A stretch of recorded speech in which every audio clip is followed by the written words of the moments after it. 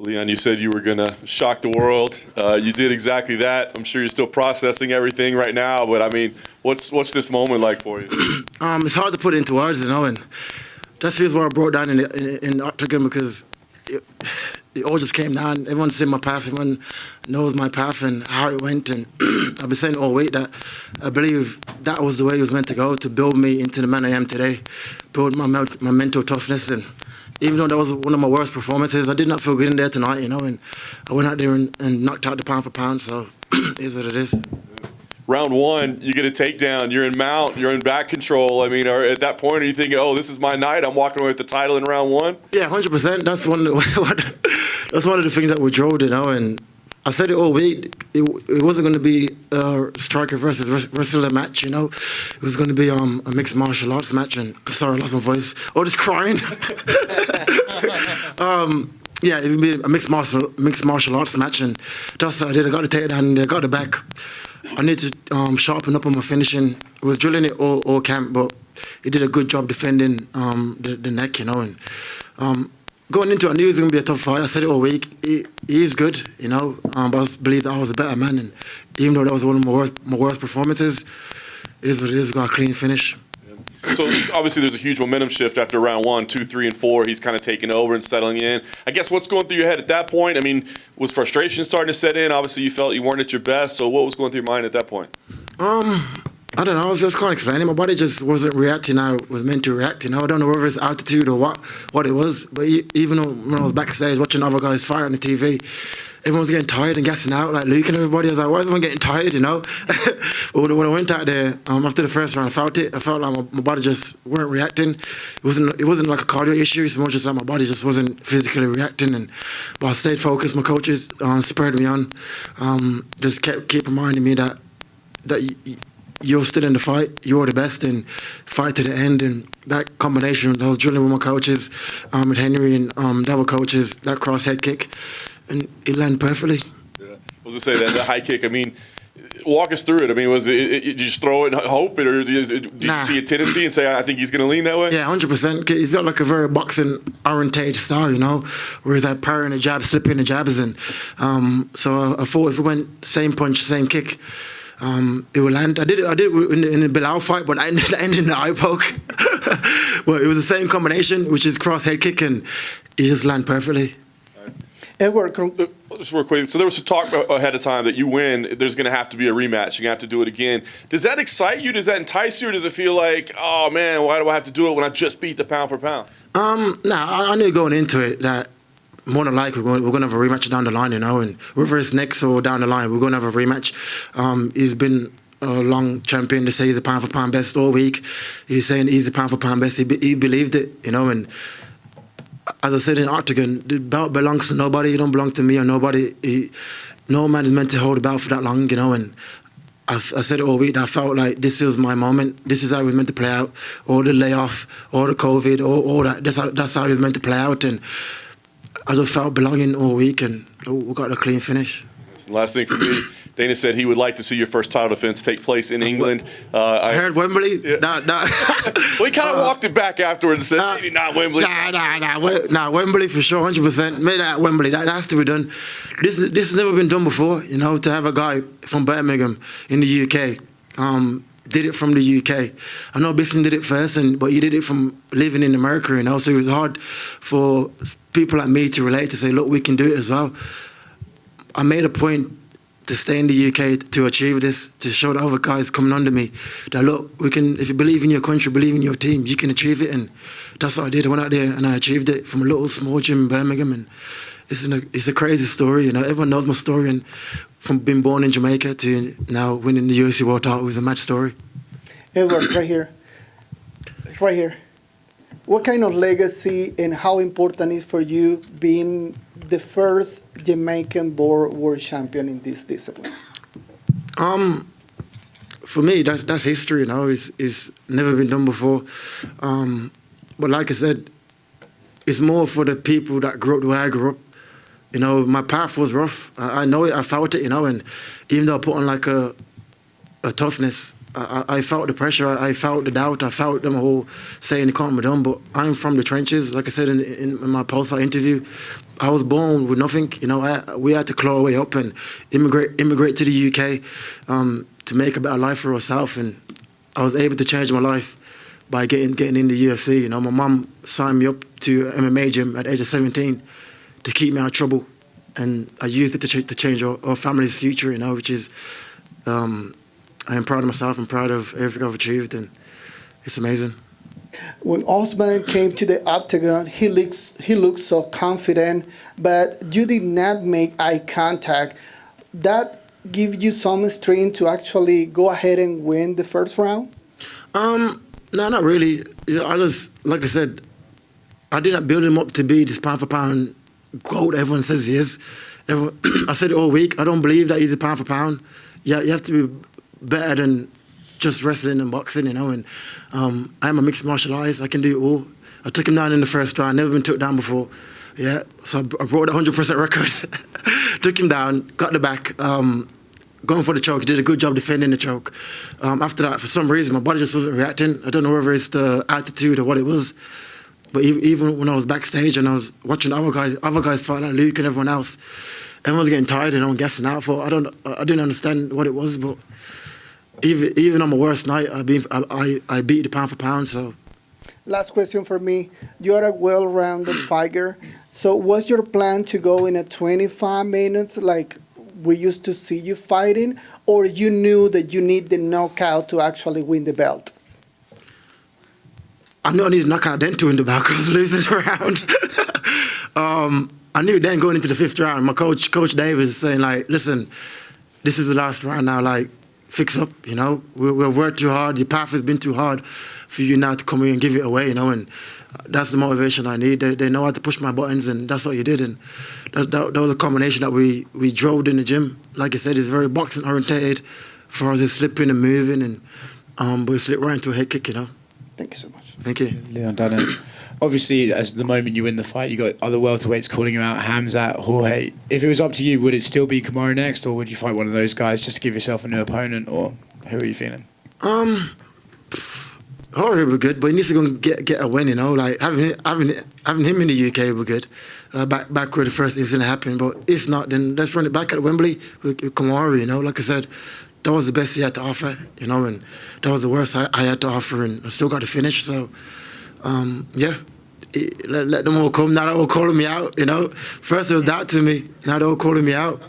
I like how you keep specifying Wembley over the O2. To you, do you like look at the Fury fight there and look at the crowd and just think, oh, I could be the guy to bring that to the UK? Yeah, 100%. I've always envisioned stuff like that, you know, to have an opportunity to headline a card at Wembley in the UK, sold out arena with all the other UK guys. UK MMA is on the rise, you know, and I'm happy now to be the front runner, to motivate the guys to look, we can do more, and there will be much more champions coming out of UK in the next 5 years, and I truly believe that. Did you do the Conor McGregor Billy strut after you knocked him out? I don't know what I was doing, but I was just happy, you know. I was just gassed. I don't know what I was doing, but yeah. Congrats. Over here, Salt Lake City reporter. What did you think of Salt Lake City? I know you got yourself some stickers over the last couple of days. That crowd was very, very loud for you when you won. What did you think of Salt Lake City, Utah? It's a beautiful city, you know. When the fight first got made, I was like, where the hell is Salt Lake City? But now, since being here, I rented like an Airbnb. It's by the mountains, and it's just I went like hiking, and just it's a lovely outdoor spot, you know. So I'm happy to come back and visit one day, and without fighting, just be able to hike and enjoy it. Absolutely. Did you notice anything during your fight when it comes to altitude, the mountains, just anything that made you feel any different in Utah? Yeah, 100%. I felt like the altitude definitely affected my performance, you know. Even though I came out here like 2.5 weeks early, yeah, my body just wasn't reacting. I was reacting in training, you know. And but yeah, it's like I said, it's a beautiful city. I enjoyed my time here. I didn't get to enjoy the food as much, but now tomorrow morning, waking up in the morning to go enjoy some of the food, you know. Thanks. Leon. At the beginning of the fight, it seemed like Kamaru was very hyped up. The entire crowd was going crazy for him. By the end, people were obviously very happy for you and very excited for you. I'm just curious what that felt like to feel that turn of the crowd throughout the 5 rounds. It felt amazing. I don't really focus much on the crowd, you know. I've been in a situation where I was booed before and came out and win, and I don't really focus too much of my energy on the crowd. I just focus on being in a fight and getting the finish. I know if I go out there and perform, I know I can perform. The crowd will turn and they'll be on my side, you know. He was the champion, so it was right to cheer him, you know. He's deserved of the chair. He's been a long reigning champion. But I said it all week that I believe I was a better man, and tonight I proved that. Would you say those first 4 rounds, 4.5 rounds, I should say, were some of the toughest you've ever faced facing Kamaru? Yeah, it was a good. He done well. He done well. You know, he's very good at what he does. He's a pressure fighter, wrestling, boxing, and he done good. Look, like I said, that was his best performance. That was the best he had to offer, and that was the worst I had to offer. So, if we do have a rematch, it's going to be a totally different story. Last question for me. If you could go back and talk to yourself 7 years ago, what would you say to yourself after losing to Kamaru 7 years ago? I don't know. Just keep believing, like, just stay believing in yourself, you know. I know the path would have been hard, you know. I took the hardest path in the UFC to get to this position, you know. 10 fights in a row, pandemic hit, I had to sit out for 2 years, couldn't fight. Everyone doubted me, saying, you had too long of a layoff to come back and fight the pound-for-pound best. I said, listen, I am the best. I truly believe that in my heart, and no one else believed it apart from me and my team and my family, you know, and I went out there and proved it. Leon, here in the middle, that's your 3rd knockout win in the final 2 minutes of a fight. How are you able to carry your power so late into the fights? Just my coaches, my conditioning, my gym, you know.